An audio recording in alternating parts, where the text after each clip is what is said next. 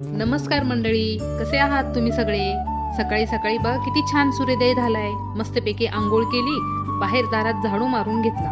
खूपच माती होती, त्यानंतर पाण्याचा सडा मारून घेतला. खूपच थंडी सुटली आहे सध्या. सकाळी उठूच वाटत नाही. त्यानंतर आज होता गुरुवार, म्हणून उंबऱ्यावर हळदीचे लेपन लावले. याने घरातील वाईट शक्ती बाहेर जाते आणि सकारात्मक ऊर्जा प्रवेश करते.